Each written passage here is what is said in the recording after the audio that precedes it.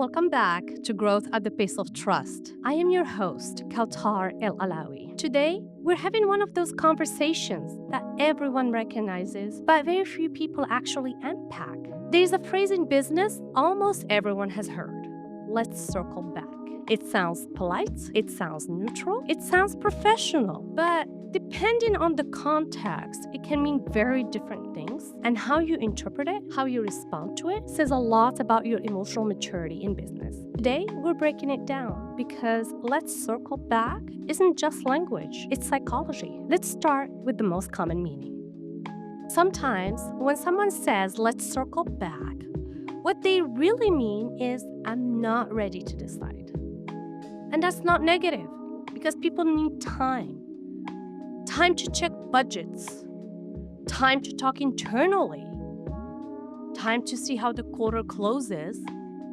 And early in my business development career, someone told me, let's circle back next quarter. I walked out of that meeting excited.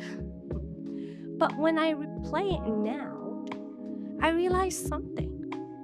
There was no next step, no date, no ownership, no calendar invite. It was just language.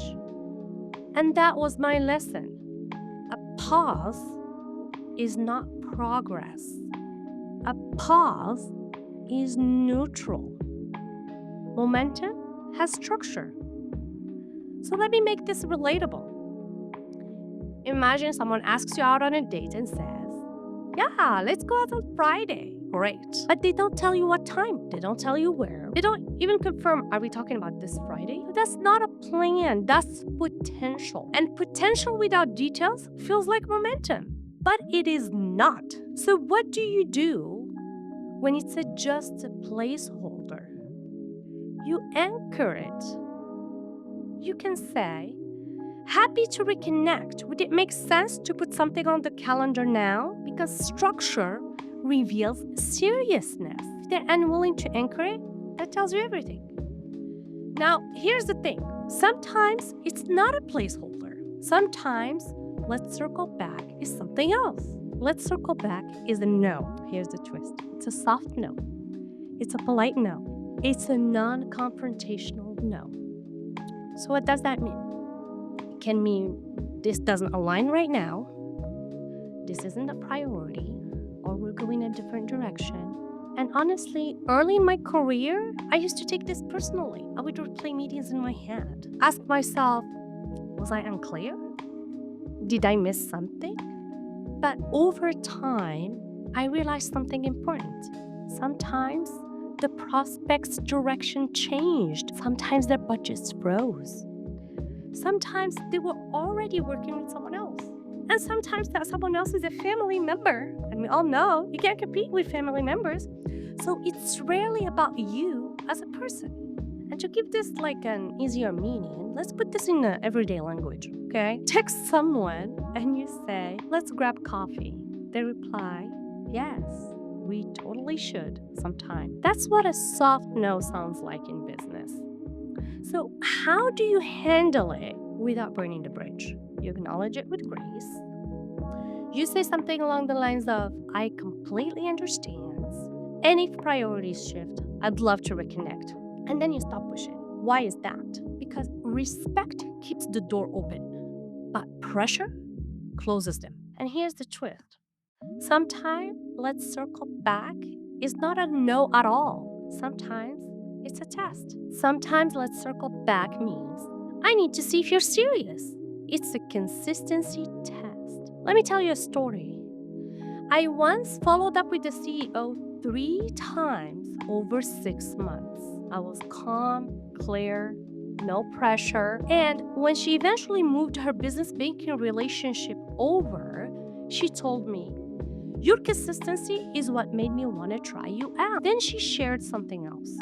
She said she once walked into another financial institution with a $250,000 check to open a business savings account. And all they did is send her a welcome card. She never heard back from anyone. So $250,000, no follow-up, no relationship. She told me, I'm not moving my operational account yet, but I will move my savings relationship to you. Why? Because consistency signals seriousness.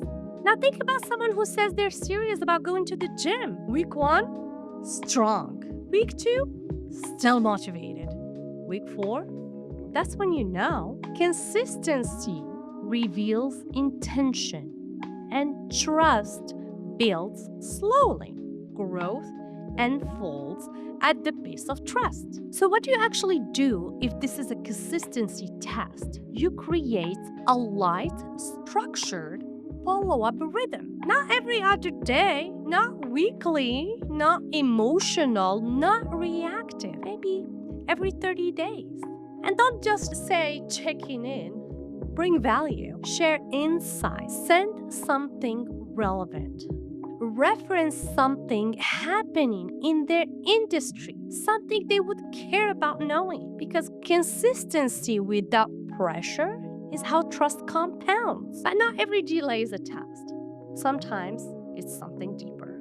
Sometimes let's circle back means my internal world is not aligned. There are too many stakeholders, too many initiatives, no clear decision maker.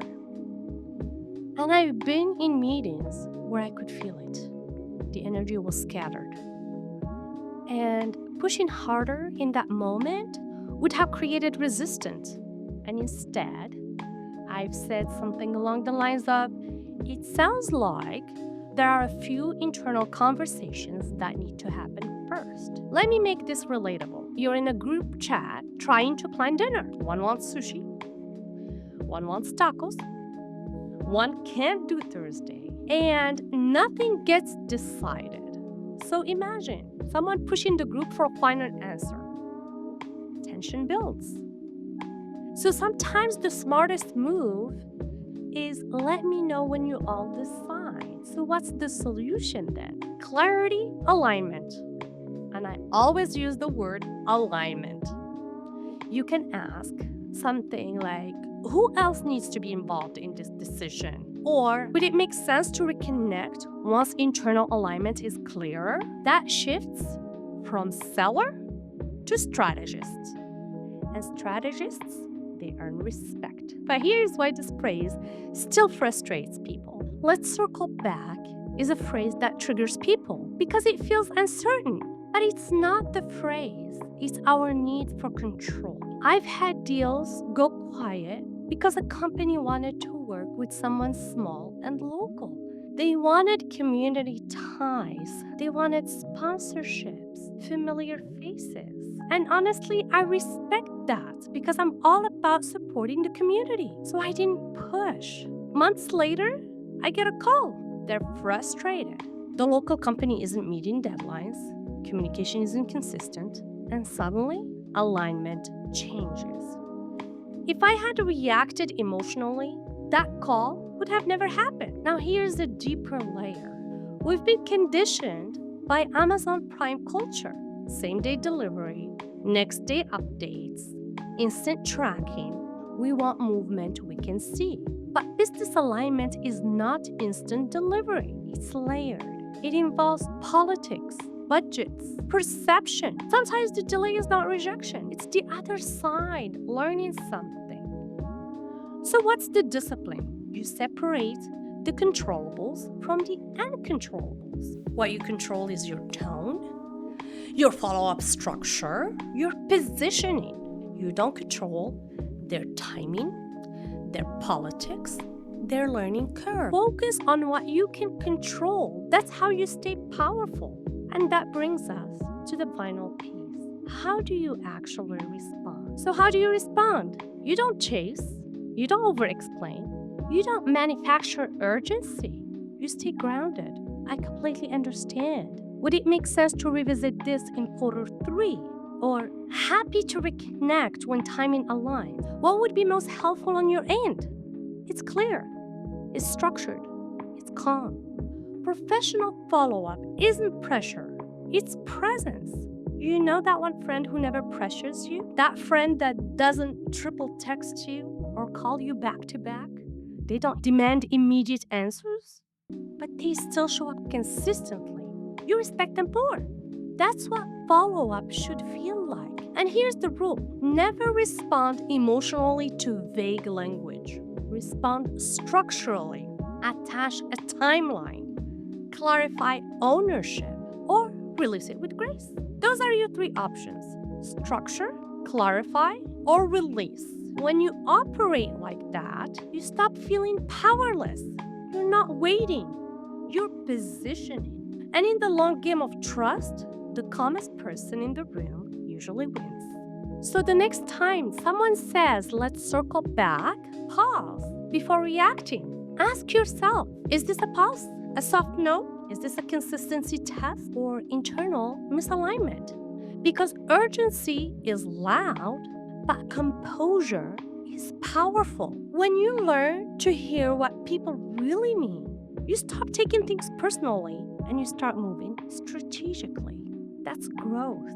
That's leadership. That's real talk.